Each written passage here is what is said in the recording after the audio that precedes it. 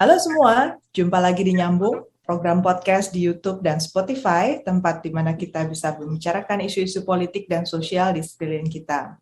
Bersama saya, Dina Praptora Harja, dan co-host saya, Nadila Amani.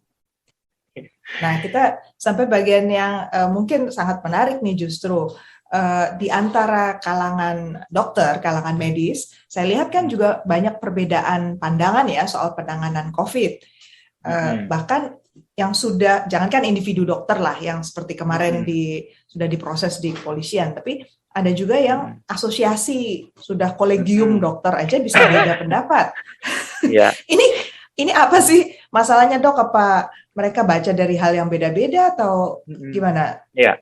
Jadi memang saya mungkin selalu ya saya ingatkan ke mahasiswa. Jadi ilmu itu kan ada IPA di IPS ya. IPS itu pun ada etika, ada agama, ya kan, ada susila, ada hukum gitu kan. Dan semua ini ada ranah-ranahnya gitu.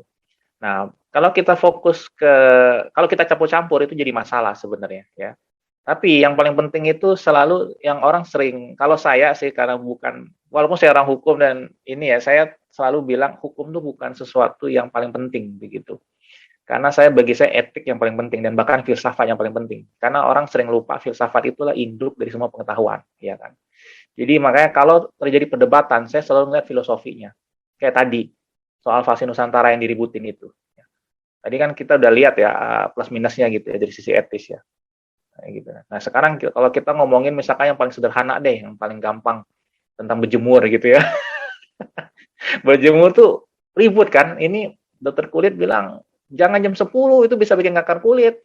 Jam 8 sampai jam 9. Tapi kalau dokter bedah tulang bilang harus jam 10 gitu kan ya. Itu antar kolegium bisa beda. Kalau sudah perdebatan seperti ini kita harus tarik ke atas, benar nggak Bu? Kita percuma kita ngeliat ada dua yang berdebat seperti ini. Pasti kalau saya ngelihat filosofinya kan tiap ilmu tuh ada ininya, ada ahlinya gitu ya. Jadi saya akhirnya kebetulan saya juga peminat astronomi gitu ya. Ya udah teman-teman di LAPAN saya tanya di lembaga antariksa gitu yang sering meneliti matahari. Bener nggak sih senario itu gini-gini? BMKG ngomongnya ternyata dalam hal ini yang benar gitu bahwa memang harusnya kita tuh jemurnya jam 8 sampai jam 9 di Indonesia. Jam 10 juga nggak salah, tapi itu jam 10-nya di luar negeri ternyata. Jadi makanya kita nggak bisa ambil ilmu luar negeri itu plek-plek. Jadi makanya daripada kita berdebat, yuk kita neliti yuk di negara sendiri gitu loh. Sama nih kayak misalnya benar tuh ajakan beberapa sebenarnya perdebatan-perdebatan kayak misalnya ada dokter yang agak nyeleneh gitu ya. Itu sebenarnya ada bagusnya loh. Pasti manusia tuh nggak ada 100% salah, nggak ada 100% benar. Benar nggak Bu Dina dan Bu Nabila? Kayak misalkan kita anggap beberapa pendapat dokter yang kemarin sempat ditangkap itu kan beliau itu mengingatkan tentang interaksi obat. Ya itu ada benernya, begitu.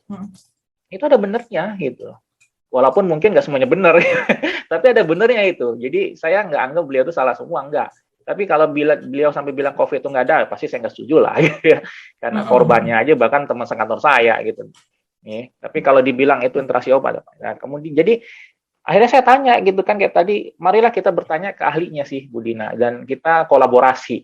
Jadi nggak bisa lagi kita ego sektoral. Sama juga dengan penanganan corona ini ya, nggak bisa misalnya Kementerian Keuangan kayak nanya sendiri gitu atau Menko Perekonomian investasi ngomong gini gitu tanpa memperhatikan kesehatan misalkan. Dan bidang kesehatan juga nggak bisa dong ngomong kami yang terpenting gitu kan. Nah kalau orang juga dompetnya kering ya nggak sehat juga karena definisi sehat WHO itu luas loh. Sekali lagi definisi sehat WHO itu mungkin Bu Nina kan tahu juga pasti ya. Jadi sehatnya jasmani, rohani, bahkan sosial, ekonomi. Ya jadi kalau ada orang yang kaya raya sehat tapi misalkan dia kesepian itu nggak sehat dia. Ya. Atau misalkan dia sehat gitu, tapi dia miskin, itu juga nggak sehat. Jadi definisi sehat itu betul. Jadi memang benar itu bahwa marilah kita tuh kolaborasi intinya. Makanya kalau sekarang dijadiin politisasi untuk ribut itu ini nggak ini sih nggak etis lah menurut saya. Jadi janganlah teman-teman beberapa LSM kan sudah mulai ribut nih, ngajak-ngajak saya juga lagi.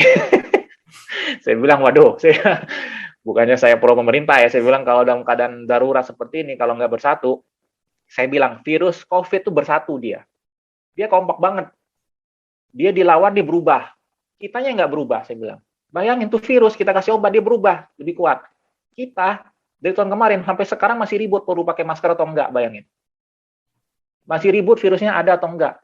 Dari sisi teori evolusi Darwin nih, nih, bisa-bisa kita punah duluan nih. Karena kita nggak survival of the fittest ya, kalau berdasarkan teori Darwin itu ya, bahwa yang paling beradaptasi itulah yang bertahan gitu. Ini kan semacam persaingan ya, jadi virus itu mau eksis, kita pun mau eksis kan. Nah, tapi kita ngelihat lawan kita ini luar biasa. Sebenarnya ini lawan kita ini sebenarnya nggak sulit, Budina dan Bu Nadila. Virus ini nggak punya kaki masalahnya. Kalau dia nggak punya inang ya, yang maksudnya manusia yang menjadi hostnya, itu dia akan hilang sendiri. Masalahnya yang punya kaki kan kita nih, manusianya nih. Jadi kalau dari sisi, sekali lagi saya bilang dari sisi filsafat nih, jujur aja virusnya manusia sebenarnya. Karena dia nggak punya kaki ya, dan kita tahu virus itu belum termasuk makhluk hidup loh dari sisi biologi. Dia itu belum tergolong makhluk hidup, bayangin. Jadi baru setengah-setengah hidup. Jadi Tanpa inang dia nggak hidup. Benar, nggak ada inang dia nggak bisa hidup gitu. Jadi makanya sekali lagi, memang benar kita nggak perlu takut. Benar, itu benar kok. Saya setuju. Karena barang ini sebenarnya nggak punya kaki kok sebenarnya. Tapi saya takutnya sama manusianya justru. Karena kamu itu bebal gitu ya, nggak mau pakai masker, nggak percaya virus itu ada. Saya lebih takut sama kamu dengan virusnya. Itu aja sih. Itu dia udah dia. Ya.